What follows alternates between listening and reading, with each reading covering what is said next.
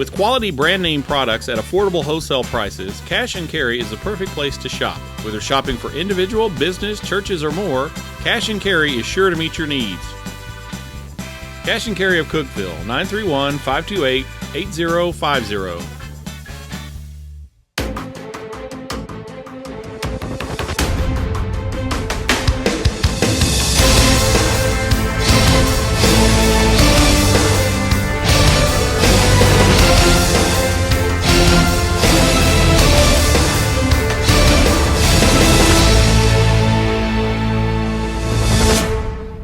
One more game to play. Hello, everyone, and welcome to the Watson Brown Show, presented by IWC Cash and Carry, alongside Tennessee Tech head coach Watson Brown.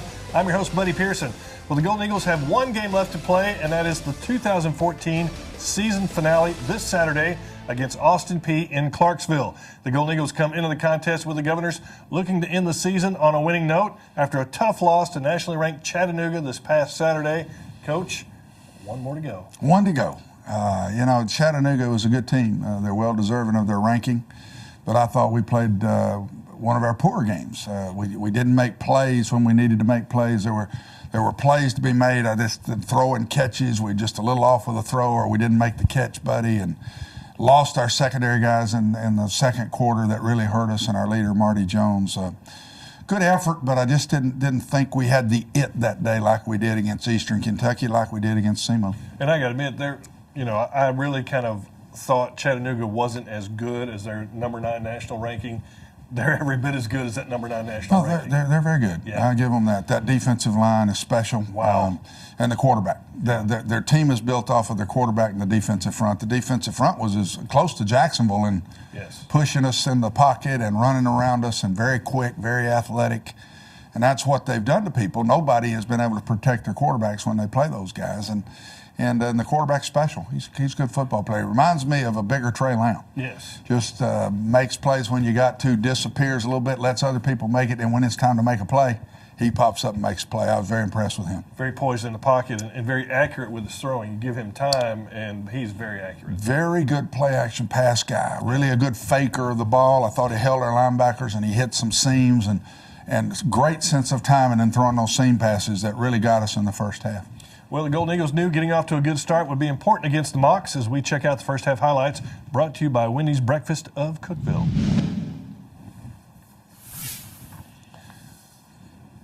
But it was the Mocs who came out and got on the board first.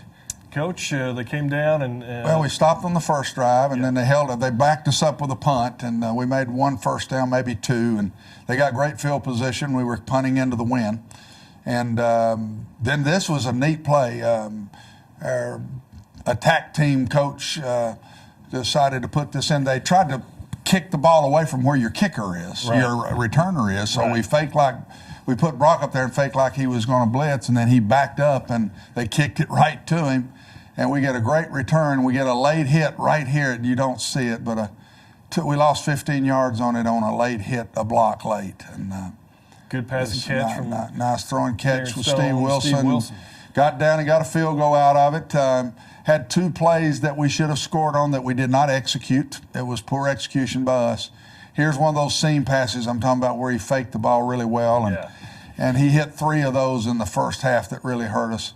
Tech was down 14-3, and then Ladarius Van Leer, look at him go. Again, he just made a nice cut. It looked like he pulled a muscle. We think he's fine. He came back in the second half, but this is a great little cut right here. They kind of pinched inside on a 3rd and short, and he bounced the ball to the outside and made a nice, beautiful run for 6 on the play. And he's done that so many times this year for us. And was battling a knee injury, really wasn't sure if he was going to get to play, and then didn't look like he had too much of a knee injury right there. No, we've got him 4th down right here and let him sneak a back out of the backfield, and our linebackers got him man-to-man. This was really poor played. We practiced this pass play they throw quite a bit on the goal line and just did not play it well, but again, a nice execution by their quarterback.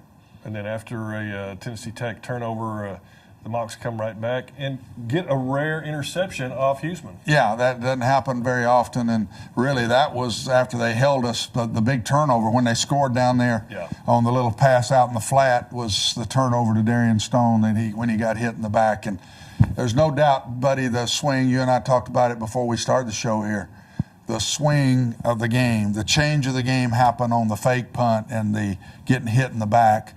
14-point swing. It's 14-10.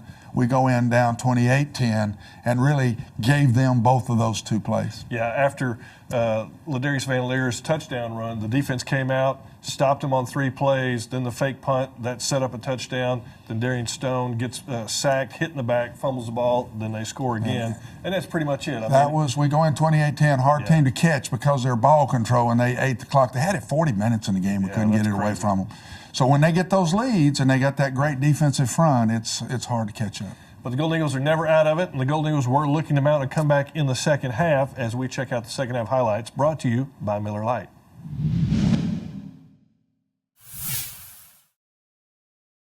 And the Mocs start the second half, Coach, with a field goal that puts them up 31-10. Had a nice drive to start the second half. We did stop them, make them kick a field goal, but again, that puts it 21 points. Nice play by Jimmy Laughlin. We lost him a little bit in the first half. He comes back here, and we haven't been able to do our nickel stuff very much here recently, but we got a little bit of our nickel package, and Jimmy, if you remember last year, was one of the best rushers we had, and beautiful play right there. Great hit right there. Great hit. I'll tell you what, their offensive line, Chattanooga's, was almost as impressive as their defensive line. Yeah, they're very good in their lines. There's no doubt about both sides of the ball, and they missed. We blocked that one. We nicked that ball a little bit, I think, and kept them from getting a field goal out of that. Jared comes in, throws a bad ball. A bad read right here, just a bad read. It's not thrown to the right guy. Now, that's a great play. What a catch. What a catch that is, and what a throw. We had a free guy right in his face. I think he just laid it in the back part of the end zone, and the guy happened to catch it. But I thought they had a good game. They were on. The quarterback played really well in the game. Here's a nice return by Radier. And their kicker gets hurt pretty good right here. He's the only one that saved a touchdown. Only one saved touchdown. We got to get Radier to learn to dodge a kicker. We got to get the kicker dodged. And Jared Davis comes in and connects with Cody Matthews. Yeah, throws a nice poster out here. We caught him in the one-on-one. Got enough time to throw. We had those all day long, and we just couldn't get the ball off and punch it into the end zone here, get it back to 21 points. They made about 3 or 4 first downs and ran off the last 3 minutes of the game and beat us 38-17. And they are very good, and I thought they played a good game. They did have 2 turnovers. I didn't think it was one of our better games. I didn't think we had the emotion that I saw. The effort was good. I just didn't think the emotion was as good, buddy. But again, it's hard to get emotion when nothing's happening. Right. We can't get the ball away from them. We're not moving it real well. We had 2 big plays for scores, but other than that, I think that was the difference. Yep. And, Coach, I know the outcome wasn't exactly what you wanted. It was Senior Day, 16 seniors honored before the contest. It was great to see them dress out on the home turf one more time, but they do have one more chance to go out as a winner in their careers. Yes, it's a good senior class. It had guys that have been major players on our team. It had guys that have not played a lot and been great scout team guys and just been, but all of them have been good leaders this year. Told this class, I thought this was a harder senior class than the championship one because we're trying to build it back again. Right. And they had to be the leaders while we're not winning enough games yet. When that championship team, they're winning ball games. It's a lot easier to be a senior when that's going on. So I'm very proud of this class. Yep. Well, the OVC Championship was decided this weekend as we check out the OVC scoreboard brought to you by the OVC Digital Network. We look around the OVC, some of the other contests that were going on. Eastern Kentucky, Murray State, a big in-state rivalry in the Bluegrass State. It was the Colonels coming out on top, 43-36. Deshaun Mobley, 40 rushes, 224 yards, and 5 touchdowns for the Colonels.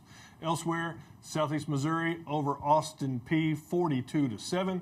The Governors fall to 1-10, 1-6. We'll talk more about them a little later in the show. And the game that pretty much decided the Ohio Valley Conference Championship, it was Jacksonville State knocking off Eastern Illinois, 27-20. And Coach, really not a shock there. You knew those 2 teams were going to be battling it out. Jacksonville State, even though they've got 1 game left, they are the champions. As we go ahead and look at the OVC standings, Jacksonville State, they're at the top, 7-0, 9-1 overall, ranked number 3. Eastern Kentucky, 6-2, 9-2. Pretty much your 2 playoff teams from the OVC. Well, and it ended up being the 2 best teams, even though I think Eastern Illinois is a playoff team. They just had such a rough start with their schedule. They had a schedule a lot like ours, and they paid for it, buddy, or they would be in in the playoffs too, in my personal opinion. But we've got two great representatives, and I'm telling you, Jacksonville State's got a shot, to me, to take it the distance. Yeah, and they certainly are a very good football team. And like the standings showed, Tennessee Tech, good opportunity to finish tied for fourth. UT Martin plays Jacksonville State. UT Martin plays EIU. And we play Austin Peay. So if SEMO plays Jacksonville State. If they lose and we win, we would tie for fourth with them. If we lose, we would tie for fifth. Either way, it's our kids have done a great job. This has been hard schedule, a lot of players out. We always want to win more games, but I'm proud of these kids this year. Stick around. We still got a lot more to come here on the Watson Brown Show. We still have our mic'd up segment, our where have they landed, plus our Golden Eagle player profile. So much still to go. Don't go away. We'll be right back. Tennessee Tech tickets available at 931-372-3940 or ttusports.com. Welcome back to the Watson Brown Show. You know, one of the most overlooked and possibly underrated positions is that of the long snapper. But Ben Vienne has done an outstanding job in that position, and we hear from the Wisconsin native in our Golden Eagle player profile brought to you this week by ZAXBY'S. My name is Ben Vienne. I'm from Hortonville, Wisconsin, and I'm the long snapper at Tennessee Tech. I started playing football when I was about in third grade. I just started playing flag football. I knew I could play at the next level because I sent the YouTube video to Minnesota Crookston at the D2 level, and I got a scholarship out of that. My first snap as a Golden Eagle, it was a good experience.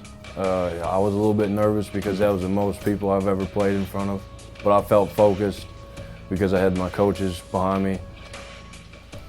Yeah, my biggest goal when I get on the field as the long snapper is first, snap the ball, second, make a play on punt team, get down there and make a tackle.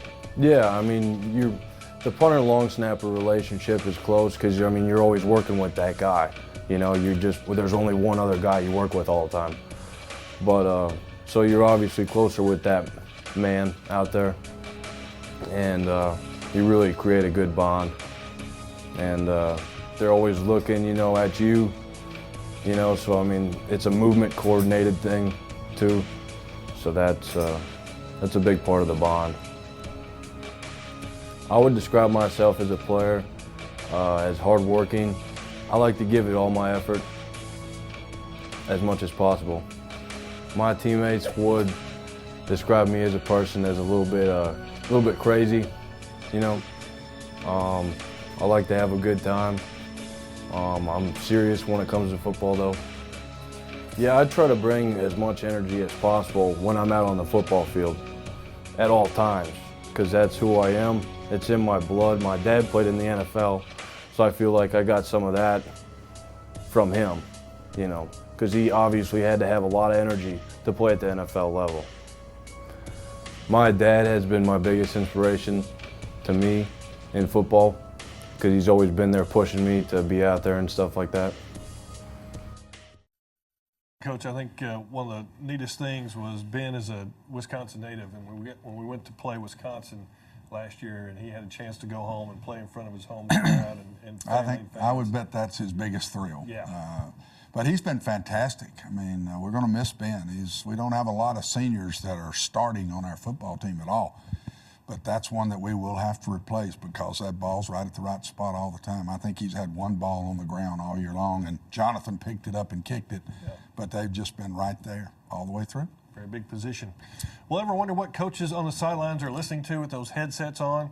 Well, it's the coaches in the press box, and we get to listen to what they say as we check out the mic'd up segment brought to you by Pepsi.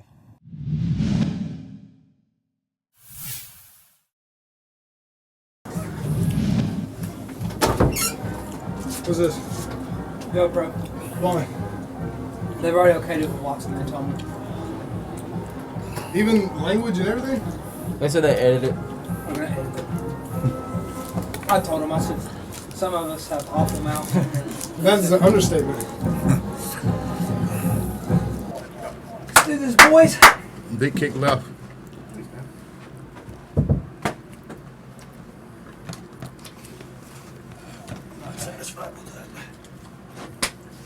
Is this old man trying to take a selfie? He's taking a selfie. Interesting. Apparently, he doesn't have a front camera. That's just a triple option play, Coach. He ran it inside, though. They may try to. Hold up, we weren't even lined up right. Throw a fade, probably. Slant. Speed option. Come on, Maury. Yes, sir. Our boy Jay. Hey, Coach Lindholm. From their sideline, if they put two fingers in the air and shake them back and forth, that's their 11 personnel. If you can see that, I'll tell you though. But We can block these guys easy. There was no pressure on the backside. just changing receivers, Coach. Still 22. Yes. Yes, it's 22. Is that unbalanced? This is unbalanced right here. Yeah. Throwing one-on-one. Split zone, naked. It's got to be the Rovers guy. That's got to be the Rovers guy. Yeah, it's got to be the Rovers guy. All right, it's first and goal from the 7, left hash.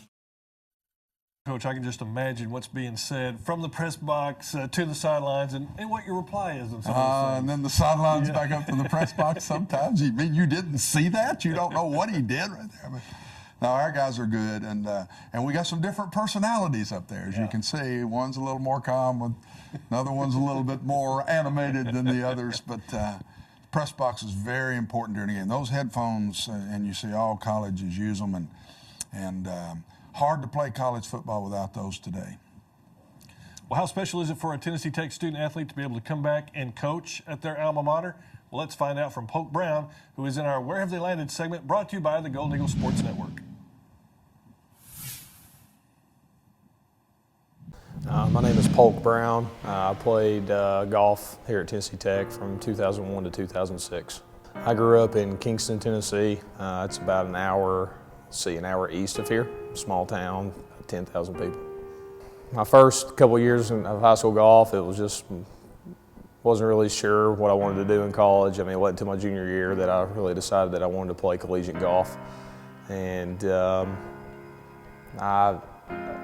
Coach Nichols was told about me through a very close friend, and he touched base, and really Tech was the main school that showed interest, and Cook was a great place, close to home, and that's where I ended up coming. It was the best decision I've made.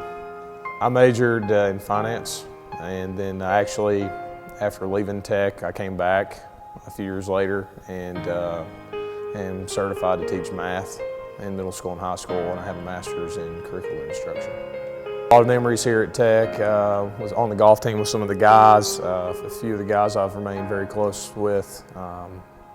One of my best friends in the world. I knew him before I came here, but we came really close as we spent time here in Cookeville. Jonathan Cox, and then Scott Stallings. I mean, everybody knows who he is.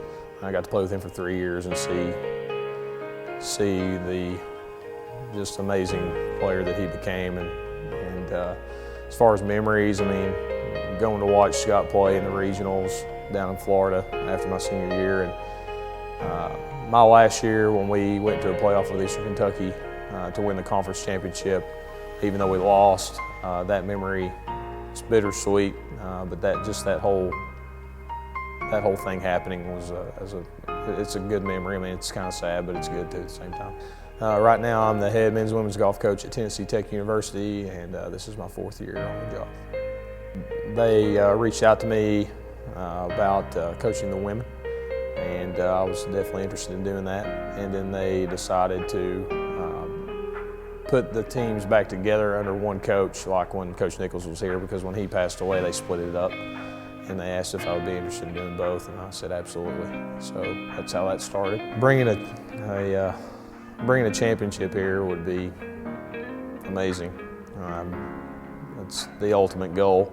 I feel like that I owe that to this place. I mean, they put a lot of faith in me, and Coach put a lot of faith in me whenever I came here and played, and getting a chance to pay it forward and do something for this university, to bring a championship here, multiple hopefully, but we'll start with one.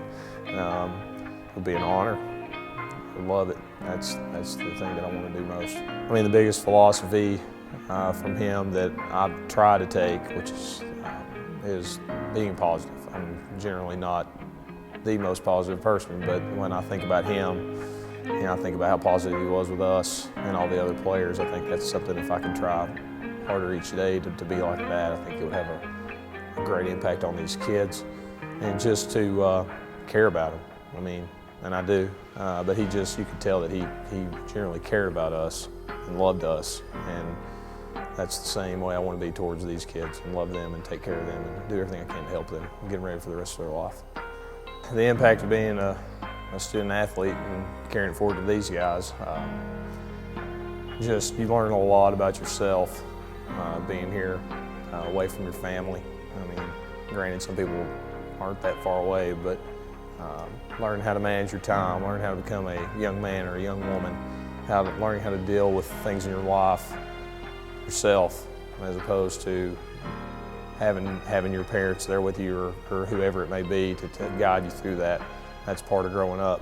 That I learned that while I was here, and I hope to impart that upon the kids that I have, because I mean it can be a tough transition for them, but definitely more of a student when you get here.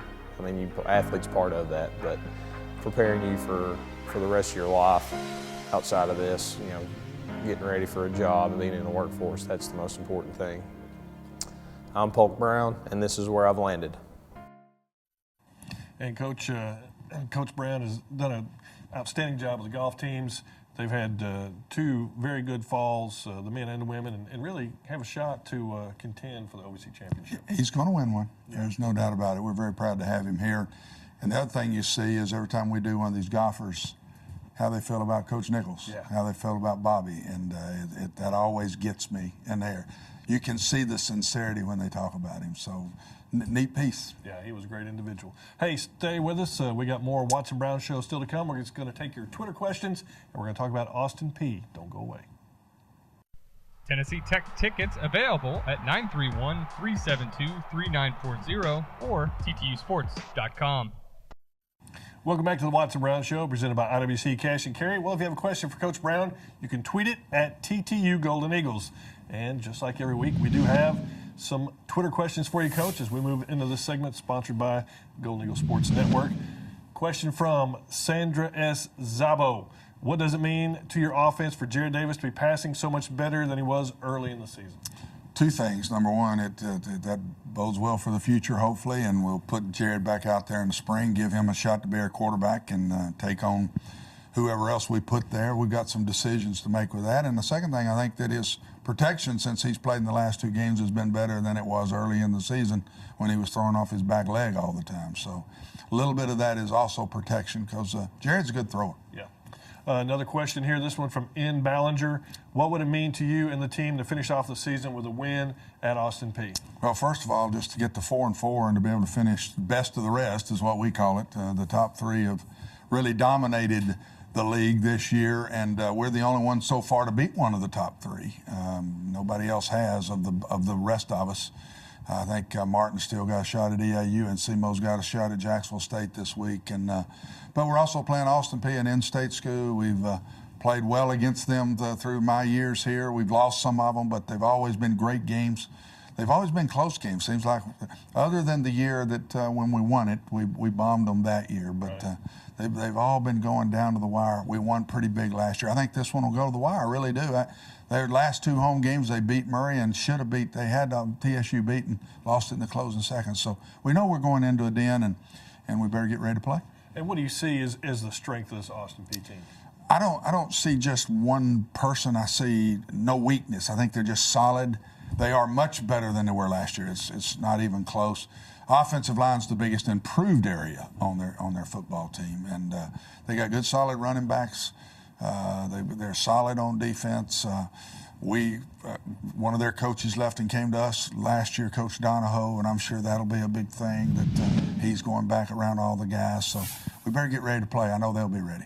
Yeah, and it's always a tougher place to play. It's a new venue up there. We haven't seen it before, haven't played on that particular turf or been there, but from what I understand, it's very nice. It's very, very nice. A lot of the coaches that have been to our place now that already had played piece said it's very nice. When you get there, you'll be surprised how nice the place is. So it's nice that they built them a nice spot. I guess we got a little tape here of last year's game, that was a military day a year ago, and a beautiful day. We got after the quarterback really well in that game, had some big sacks. I think that was Jimmy Laughlin again right there that made a big sack and moved the ball well in that game last year. But I think they're much better on defense than they were a year ago, much better in the offensive line than they were a year ago. This was a screen pass to Cody Matthews that went for big yards for us. And Forbes. I said Cody Matthews, Cody Forbes. And there's another one of those injuries. We don't even talk about Cody. Cody had a toe injury that cost him his senior year, and we lost him in last February. There's Darian Stone making a nice run for a score, and I think that was the last score of the game right there.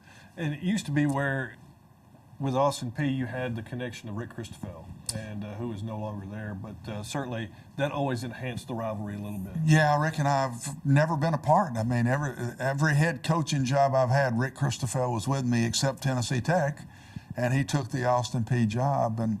And I think we were 2-2 or 3-3. He beat us the first couple of years. We couldn't beat him, and then we got him, I think, 3 straight before he left. And that last one was the championship. Then I think we went there 2 years ago and snuck up the joint, if you remember, and lost in a very close game on the last play of the game. But they're always great games. But yes, the rivalry was more when Rick was there, and I was the head coach at Austin Peay when I was 28 years old. Right. So kind of going back a little bit to Clarksville, and of course it won't look like the same place that it did back when the stadium was the same as it was when I was 28. Trust me, I'm looking forward to a new press box and a new stadium. Yes, I bet you are. Yes, I am. Aren't you looking forward to that to our place too? Hopefully when we're going to get that done here at Tennessee Tech too. That'll be great. Well, the Golden Eagles will kick off with Austin Peay at 4 p.m. in Clarksville. That game will be broadcast live on KISS FM 98.5. Of course, you can read about it, all about it the next day in the Herald-Citizen. Coach, we wish you the best of luck at Austin Peay, and we'll wrap up the season next week right here on the Watson Brown Show. One more time, right? One more time. Good. All right, we'll see you later. The Watson Brown Show has been brought to you by IWC Cash and Carry, Wendy's Breakfast of Cookeville, ZAXBY'S, Pepsi, and Miller Lite.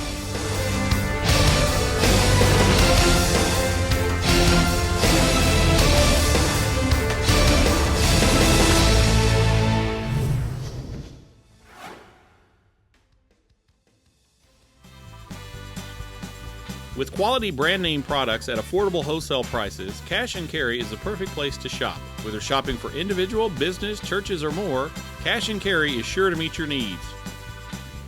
Cash and Carry of Cookeville, 931-528-8050.